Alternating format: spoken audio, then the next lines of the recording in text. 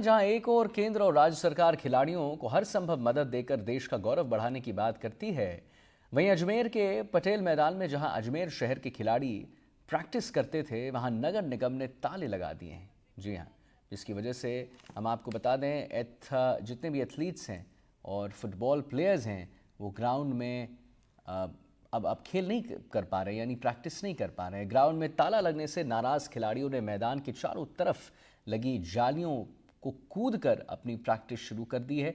आप तस्वीरों में भी देख पा रहे होंगे कि कैसे जाली कूद कूद कर वो अपनी प्रैक्टिस के लिए अजमेर वहां का पहुंच गए हैं।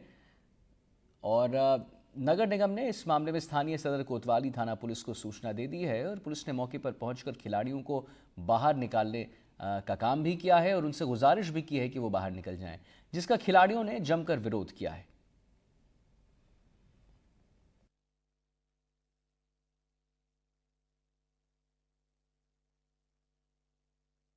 अजमेर का एकमात्र खिलाड़ियों के लिए बनाया गया पटेल मैदान अब निजी हाथों में देने की जिला प्रशासन तैयारी कर रहा है।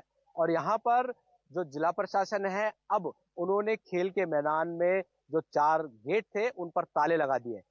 यहाँ के जो खिलाड़ी हैं जालियां कूद कूद कर अंदर गए हैं और यहाँ पर एथलेटिक्स और फुटबॉल की प्रैक्टिस कर रहे हैं। और खिलाड़ियों का साफ तौर पर कहना है, अगर इस ग्राउंड पर जो पैसा लगाया जाएगा या निजी हाथों में दिया जा रहा है, उनका ये पहली बात तो विरोध कर रहे हैं। और दूसरी बात ये अगर ऐसा कहना चाह रहे हैं कि अगर इस तरीके से खिलाड़ियों के साथ भेदभाव किया जाएगा और उनसे रुपए की वसूली की जाएगी, तो जो खिलाड़ी है वो देश के लिए, राज्य के लिए और शहर के लिए कैसे मेडल जीत पाएंगे। तो यहाँ पर आप देख सकते हैं राष्ट्रीय और अंतर्राष्ट्रीय लेवल के यहाँ पर खिलाड़ी हैं। ये तमाम अलग अलग गेम्स में अपने राजस्थान का नाम रोशन कर चुके हैं, अजमेर का नाम रोशन कर चुके हैं। सबसे पहले जो अंतर्राष्ट्रीय फुटबॉल के जो प्लेयर हैं, पूर्व कैप्टन भी रह चुके हैं फुटबॉल टीम के। क्या प्लानिंग चल रही है? आज पुलिस भी आई थी।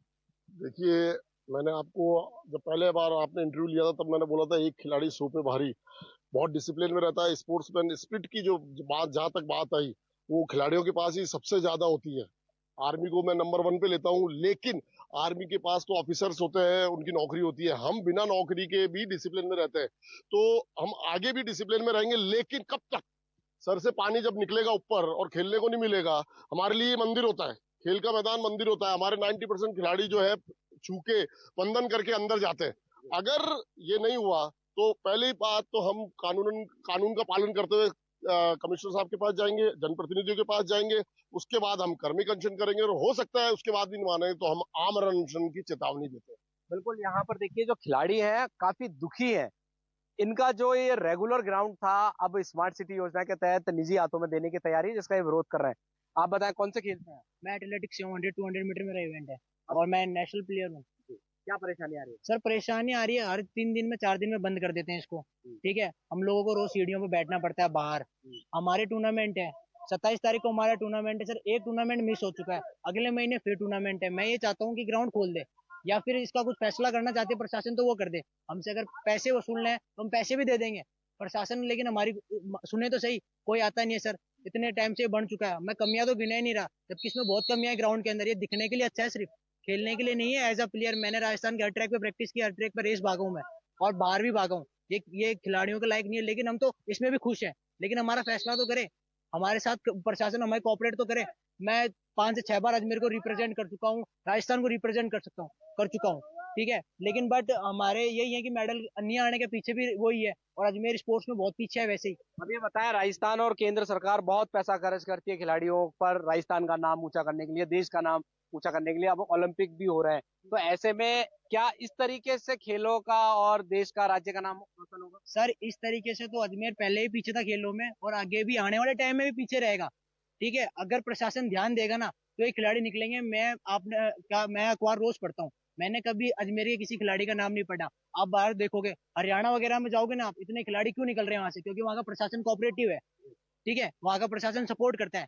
हम तो उनसे बस इतनी अपील कर रहे हैं कि कम से कम ग्राउंड तो खोल दे और किसी तरीके से मत करो सपोर्ट।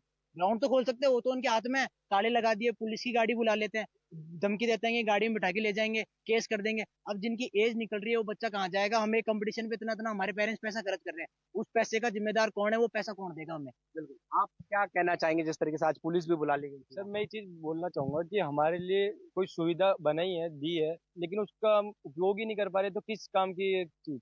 यहाँ पे कौन आएगा फिर ट्रेनिंग के लिए? बच्चे हैं खूब सारे, सारे सबकी ओवर एज हो रही है, सबकी ओवर एज हो रही है, कोई खेलने के लिए परफॉर्मेंस है नहीं, सबकी कंपटीशन आ रहे हैं, बाकी फिर बच्चे स्पोर्ट्स नहीं कर पा रहे, स्टडीज पे भी कंसंट्रेट नहीं हो पाता। अब जैसे कि ये अपना कि खेलेगा इंडिया तभी तो बढ़ेगा इंडिया, फिर ये चीज़ किस तरीके से काम आएगी? हमको तो ये चीज़ जाननी है। ये जो स्लोगन है, ये जो नारा है, खेलेगा इंडिया तो बढ़ेगा, इंडिया खेलेगा, और यहाँ लागू नहीं हो रहा है, कहने का मतलब आपका। बुढ़िया, आप अभी ये ग्राउंड में चारों तरफ ताले लग रहे हैं, कैसे अंदर कूदे? हम लोग जाली से कूद के गए अंदर, हम्म। क्योंकि यहाँ पे कई कई टाइम से लॉक लग रखा है, तो हमें अंदर नहीं जाने दे रहे, ना लॉक खोल रहे, तो हम लोग कूद के गए।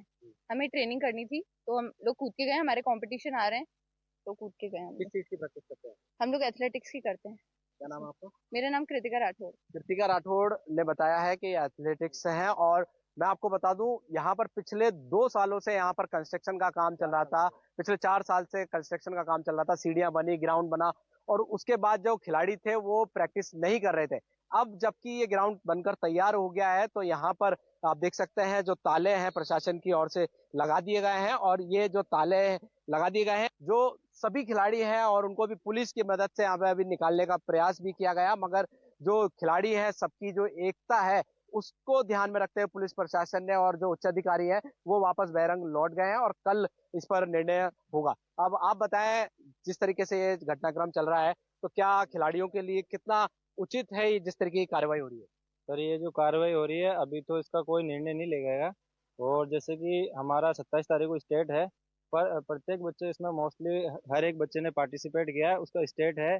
और अभी जब हमारा डिस्ट्रिक्ट हुआ था तो 17 तारीख को उसमें भी हमें बहुत परेशानी हुई थी, क्योंकि इसमें हमको परमिशन नहीं मिली थी, तो वहाँ पे डीवी में की थी, तो बारिश की वजह से हमको वहाँ पे भी प्रैक्टिस अच्छे से नहीं की गई। तो अब आप, आपके जो जनप्रतिनिधि है यहाँ पर, विधायक यहाँ से हैं, विधानसभा अध्यक्ष यहाँ पर है, कैबिनेट मंत्री यहाँ पर है, सेंट्रल मिनिस्टर यहाँ पर है अजमेर से, तो क्या लग रहा है उनको ये जो प्रकरण चल रहा है उन्हें सुनाई दिया?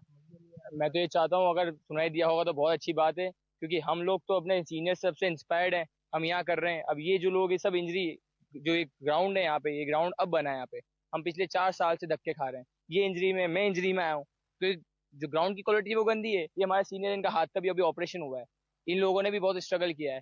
आप ओलंपिक की बात कर रहे थे अभी, आप एक बात बताइए, राजस्थान से और 117 टोटल ओलंपिक की अपनी टीम में जो रिप्रेजेंट होगी, उसमें राजस्थान के 2 खिलाड़ी जा रहे हैं बस ओलंपिक में, हरियाणा से 24 जा रहे हैं। क्यों जा रहे हैं? क्योंकि वहाँ का प्रशासन उनको सपोर्ट कर रहा है।